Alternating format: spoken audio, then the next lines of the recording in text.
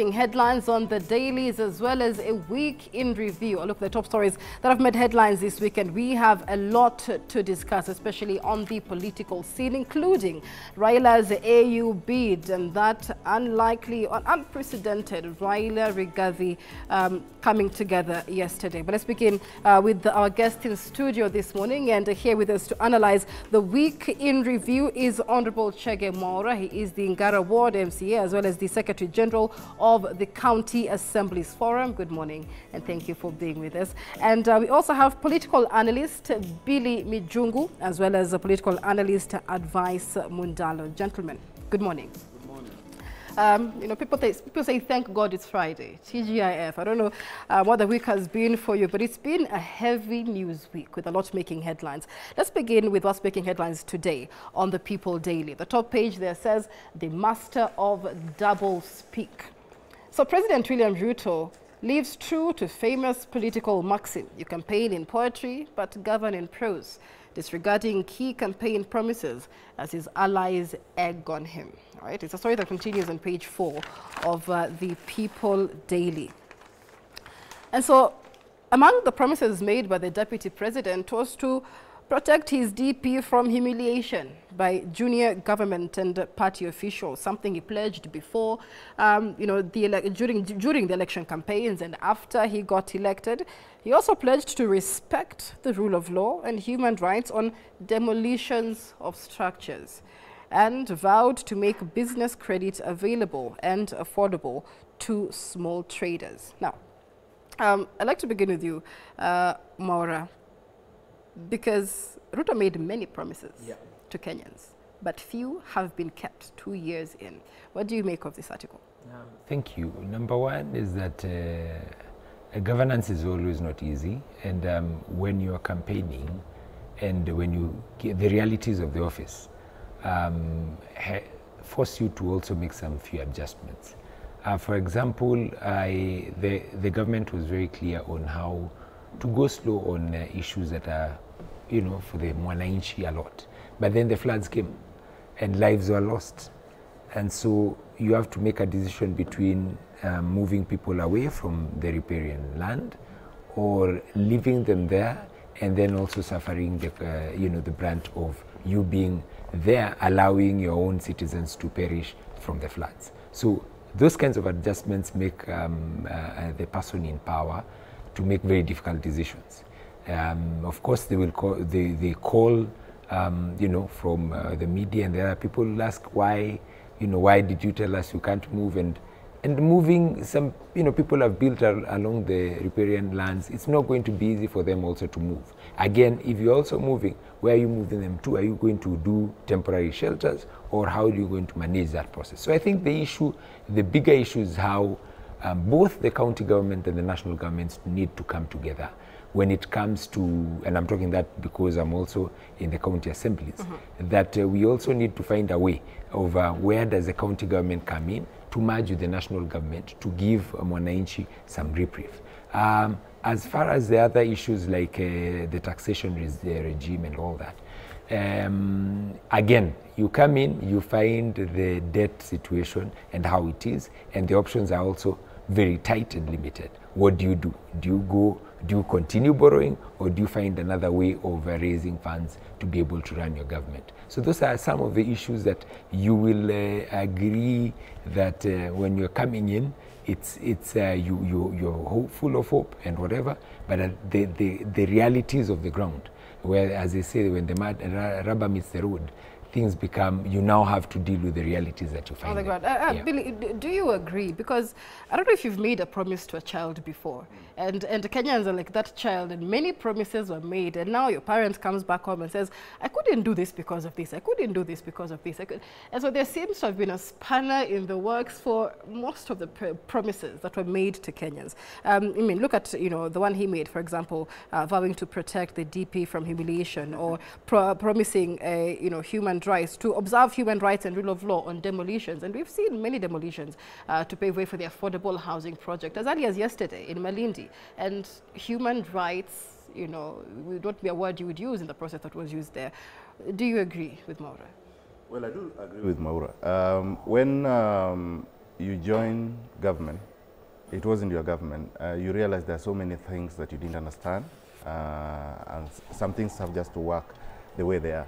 And in government, there are so many overzealous people who take decisions on behalf of the president. Like now, he's in South Korea. He'll come, somebody has already made a decision, and it has rolled. What is he supposed to do? He cannot always try to backpedal. That is probably the reasons why sometimes you get to appoint those you really trust sometimes to be able to make decisions like you would make them, to avoid such scenarios. But I will tell you, let's go to affordable housing, for example. People talk about affordable housing. People don't talk about market houses that they're building. People don't talk about social housing in the same context. When this was the debate then, remember when the debate was big about this housing thing? Everybody rubbished his plans about housing. When the floods came, everybody started to see the reality that indeed we need good housing. Everybody was saying, who doesn't have a house? My shack is my house. My heart is my house. I don't need another house. I don't need to. But today, people realize that you need to invest in your dignity. If you have a house, it has to be dignified. It has to have water. It has to have toilet. It has to have all these other things that run with it. So today, he was wrong then, but today he's right, because people have seen the catastrophe of what floods can bring. And then they can now say that, you know what, we actually need social houses, affordable But housing. he promised Kenyans that he will observe rule of law and human rights in demolitions. And so when you see people whose houses have been demolished say they did not receive sufficient notice, which is, you know, very basic in the process of demolition, I'll give you an example. Promise not kept. Yeah, it might look like that, but I'll give you an example. You know, when China started climbing up, the Chinese built so many houses, for example, and there were so many demolitions, and people were moved around, and people cried. There were even ghost cities at some time. People could not even afford those houses. So today, that is not the case. All the cities are occupied, all the houses are full because they've grown. So sometimes we have to make tough decisions. And do you know the reasons why we do politics? It's because you don't just talk to people and they do it. You need persuasion. And the only way you can persuade people in mass is through politics. So sometimes you're going to sell it politically to be able to now functionally do it when you're in office. Okay. Yeah. Advice, your input on this, because, you know, obviously when the rubber met the road, things were very different. But what about this one promise to vow to protect his deputy from humiliation? What could have happened here? First of all, thank you very much, Michelle, for inviting me. It had been quite a long minute since I was at K24 Studios. Welcome back. Thank you. But then just to go to your question and what the headline is, I find that quite a sensational headline. I don't think it's quite right to say the president has not been able to stand to his promises. If anything, number one, he promised to stop the politics of conmanship, and true to his word, he appointed people who worked with him in the campaign into different government positions to be able to help him. Number two, he promised the Hustler Fund. He was able to deliver that. He promised jobs to the judges who had not been appointed, and he was able to do that. He promised money to the Inspector General of Police, and just trying to make it as independent as possible. And that was able to be done. So using maybe one case study and saying he has not been able to keep to his promises, I think that would be quite a sensational headline. No, and even at that, case study. Look at and page even 4. at that, there's several things: demolitions, cost of living. Yeah, taxes, I can actually go through president. all of them. And when we talk about demolitions, I haven't seen anything extremely outrageous because of demolitions. Not to underscore the importance of the lives of Kenyans, but just to also say that you know, when you promise that demolitions will not be there, it does not necessarily mean that people have a right to then build on riparian land. They have a right to go to government land. For instance, in Bungoma County, where I come from, one of the the projects that was actually brought down belongs to the former governor of Bungoma County. And this former governor of Bungoma County is actually an ally of President William Ruto today. That simply shows you that it's about the law. It's not about friendship or convenience. So you cannot use that to say then that the president has gone back on his promise. And talk about the other element I see on page 4, like the cost of living. All of us can actually attribute that the cost of living at the beginning, at some point of this governance, and now, there is a very big difference. At some point, all of us were, the price of fuel had skyrocketed to above 200, we can know where it is today. There was a cry for unga. Every time I came to this studio at some point, we were talking about unga. Today, we are not talking about it. And you see, the tragedy of governance sometimes is that we only as Kenyans speak when there is the problem. But when it is solved, we do stop speaking about it and look for the next problem to talk about. And that is one of the issues. When we talk about the issue of the deputy president, I haven't still seen the president go back on his word, because the deputy president position is a governance position. And when people say he has gone back on that, I don't understand how, because just last week, I think we were able to see the deputy president chairing the departmental committee of the cabinet. And that has been able to go on. We have seen the deputy president. The promise was very specific, that he would protect him from humiliation by junior government and party officials. Humiliation from the DP complain about just that. And the DP has complained about political processes. Remember, the deputy president is a politician. The president is a politician. What happens in the political arena? For instance, right now there is elections in UDA. So that would be a political process. What the president has a mandate to protect is the governance aspect of the deputy president, the position and the institution of the deputy president, which belongs to the presidency. We haven't seen any change of functions. We haven't seen he was told to take care of coffee, tea, and other aspects. We haven't seen a degazettement of that. That is what the president is obliged to doing to his deputy, not in terms of the politics, because the politics, my brother here is an MCA. What happens in Ngara Ward is not always the business of his party leader. There is local politics that will always play along. There will be regional politics, and that will suffice. But what the president has a mandate to protect, and he swore to it, is to protect his deputy from the governance aspect. And that has not changed. We have been able to see him in Madaraka Day. We've seen him see of the president in to different places. I haven't seen any change of that. And that's a valid point. But the rhetoric that we have heard from foot soldiers and allies of the deputy president speaks a different conversation altogether. Let's take a look at a story that's making headlines on all the dailies. Look at the Standard newspaper. It says, why Raila Rigathi are pulling together. It says it's converging interests. And then at the front page of People Daily, it says, you have seen the light, Raila tells Gachagua. And at the Daily Nation, it says, Raila turns into Gachagua ally on divisive revenue sharing formula, right? So, Maura, let's talk about this interesting turn of events, which I don't know, I believe would have taken many Kenyans by surprise. And so, Raila Odinga has now moved to back Rigathi Gachagua on, among others, the controversial one man, one vote, 1 shilling revenue sharing formula. What does this mean for the country? That's a very emotive issue, because on one end, there are people, the proponents of the 1 man, 1 shilling, 1 vote.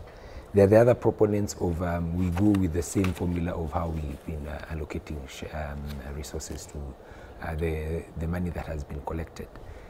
What I think would be, every election builds up to a specific issue, whether it's change, whether it's this versus that. I think whatever is building now, it will revolve around the taxation issue and how the revenue is going to be shared. And so the converging interest here is how one angling that the discussion would be about taxation and how revenue is going to be shared. And if the deputy president and our proposed chair for the president for AU, their interests are converging towards that, then it is going to build up to something very interesting.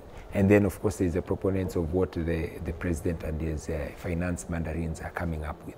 So bottom line and the crux would be, how best is it to share the revenue that is being collected, and what's the best way for Kenyans? And this time round, Kenyans cannot hide behind Raila anymore or behind their tribes anymore.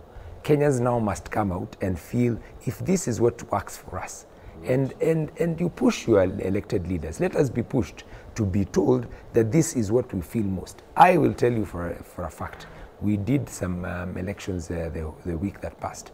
Guys now from the CBD and everyone are telling me now that you guys must take more charge in how revenue is being collected and how it's going to be spent. It's no longer free for you to be telling us you are a leader, yet you cannot be able to quantify quantify the things that you're telling us you're doing.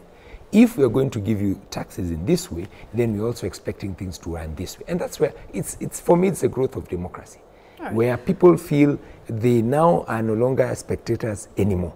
You can see the discussion around the media, at least for the last 1 or 2 weeks, including a KRA official being brought to the media and people asking hard questions. And you're telling, yes, you tell us about this vehicle taxation or the circulation thing. What does it mean? You know, and to me, that is very good for the country, because now, for once, it will never be about tribal calculations. It will be about the issues that are affecting Wananchi. And for me, it's a good debate. Let the media keep at it. Between now and the end of the month, when you're passing the budget, let people feel that we passed a budget that we feel we own it. If the other proponents feel the 1 man, 1 shilling good is the right way, no problem. But mobilize your support, mobilize in parliament, start having that discussion so that at least for once, let Kenyans start feeling the value of their thinking and the value of their vote making sense to the things that are mattering most to them. And Billy, Raila Odinga says that this 1 man, 1 vote, 1 shilling model is a conversation that the country needs to have to take a look at equitable sharing of resources in the devolved system of things. And that's a very huge conversation for Kenyans, because then it talks about service delivery, you know, development and things that really impact everyday life. However, what does this mean from the political scene? I mean, this is something that was proposed in the BBI initially, but was shot down by none other than even the Deputy President himself, who rallied against it. And so the Deputy President made a U-turn, and we saw the Limuru 3 conference organized by Raila Odinga's running mate, Martha Karua, also endorsed the 1 man, 1 shilling model. This convergence of interests. Well, what does it mean in the political sphere? You know, it's a very, this 1 man, 1 vote, 1 shilling thing, it's a very interesting thing. It's not just during BBI. The Mount Kenya region has been a proponent of this for a very long time. And to me, they are right. Today, everybody blames the Mount Kenya region, or this is tribalism, or you're looking out for yourselves, you are not considering the vast regions. People were talking about 1 man, 1 vote, 1 kilometer and all. But those same people who are doing 1 vote, 1 kilometer are saying they are giving birth more. So maybe one day or another, there'll be more than the Mount Kenya region. And they will be in the same the same scenario Mount Kenya is today. And it's not only Mount Kenya. Today, can you really say that the people who live in Kiambu are only Kikuyus? Raila Odinga himself got 800,000 votes there. There are Luos, there are Luyas, there are Kambas. Everybody lives in Kiambu, just like in Nairobi, which is a Maasai region. You get? So, are you telling me that the voter who comes from Western Kenya, who lives in Kiambu, does not deserve bursary? You get my point? Right. So, for Rigathi Gachagua as Deputy President, I think he was just preempting what actually was the reason Limuru 3 was convened, because this is a very emotive issue for the Mount Kenya region. If you talk about it, you get them attentive. It's been billed a Mount Kenya issue in this current debate because the proponents have come from the Mount Kenya region. Not really, because they're the ones who have... What impetus does Raila's backing the human density around Mount Kenya region give this debate? The human density around Mount Kenya region is higher than every other place around. So this debate has to just be within Mount Kenya. But like I've said, there are all other nationalities who are living within Mount Kenya region who would benefit from the same thing. We actually we do have an MCA in Kiambu who comes, or whose roots are from the Western region. So is it really now a question of Mount Kenya? This is a national discussion, and for me, I believe in 1 man, 1 vote, 1 shilling. If you're going to give bursaries, let it be equal. I also believe that those bursaries probably should be given to public schools. There are regions where bursaries are being used to take children abroad. Did you know that? Yes, they're paying fee abroad. Yet here, you cannot even pay for just a few within your constituencies. And when you say that, people are talking of inequalities, they're minorities, but how do you benefit more? If it is education, everybody needs it. So you cannot then say that, we cannot go that direction. Yet you need it as much as they need it. So we cannot also allocate resources to deserts, to shrubs, and all that. So I believe 1 man, 1 vote, 1 shilling is right. And for me, I don't think it's a convergence of interest. Rigathi Gachagua is a very smart politician. He knew that this is a very emotive issue in the Mount Kenya region. He wanted to be ahead of it. He went to church, talked about it, preempted it, and they're speaking the same language. And that is why Mount Kenya will just about be trooping around him as their leader. Yeah. All right, Advice, what do you make of the impetus then that Raila brings to this conversation? Because he says it's a conversation the country needs to have, and there's been a lot of resistance and mixed reactions to this conversation. Is it time then that Kenyans take a step back and have an objective conversation on this 1 man, 1 shilling model? Because look at what Gachagua says. He says there's no way a constituency like Ruiru with 800,000 people can get a similar amount of money with a constituency that has even less than 20,000 people. Yes. Whether those would argue, even those 20,000 people, considering, perhaps they live in a very huge, large geographical area, they need that money because they need the same amount of development. They have to travel further to access services, hospitals. Then why don't we talk about population, what do we call it? Where you concentrate the population in a particular area. Why? It's our planning that is wrong then. Why would somebody who lives in probably in Mandera, one person is living here, the other person is living there, why don't we try and make people live closer to each other so that the resources are well utilized? Okay. Is that not then the work of those other people? Why make them sparse, then have resources come there that are not necessarily important? It means that then you are utilizing resources in a wrong way, because then you are building schools with 4 or 5 or 10 people, as opposed to you just needing one school that can accommodate all of them. Let's keep it to advice, but then that would bring a whole different conversation on land ownership and land use, because people own things. And it's very cheap. And are very emotive about their spaces. But Advice, before we take a break, your thoughts on this conversation? I think, first of all, on this conversation, because I chaired the Youth for BBI at the time, and this was something that we advanced. And Raila has not changed his mind. He is just continuing what he did. We believed in this agenda then. I still think it's a relevant conversation now. The DP seems to be changing his mind about many things lately, but they say only a fool doesn't change his mind, so he's allowed to change his mind on several things. But then the discussion around our resource, the people, the landmass, is something we need to have as a country, and maybe it needs to have a bigger context than what we are just talking about here. Because in as much as I agree that resources must actually follow people, but I would also argue again, you'll also look at what is our historical injustice in regard to matters, the sharing of resources. So that if we're looking at a space where we want to get to an equitable level, where all of us are same in this country, then maybe we need to start by an audit, where we audit the entire republic, see up to which different parts of the country have come from, and see then as we allocate our resources, then which regions need more allocation to catch up with the other regions, so that we have people in Mandera, for instance, we have people in the northeastern parts of Kenya. They also need to catch up with the people in Nairobi. So would we then need to allocate these resources on that basis? So that we're not just saying we are allocating on the basis of people, but also allocating on the basis of historical injustices. How far have we come so far? So that we are not only helping people move faster, but we are also helping those who moved slowly to also catch up with those ones who are already ahead. So it's a whole ball game, and for me it's a good thing that we are actually having such kinds of conversation. Because as a country we only get to progress when our conversations are about an agenda. Yeah, and so for me, Raila and Gachagua starting to talk about this is a move in the right direction. The only problem, Michelle, is that in our country, every conversation is looked more from the political lens than from the objective lens. If we were able to stop as a country and give this conversation more objectivity and let everyone put what they think on table, and let us have a candid conversation about this, so that we can see if we are really honest about the welfare of the country, then we will also be honest about the historical injustices that happened to some parts of this country that have remained so far. You know, we have some parts of this country, Michelle, where when they come to Nairobi, they say they are going to Kenya. We have some parts of this country where they watch TV and say they are watching what Kenya is doing.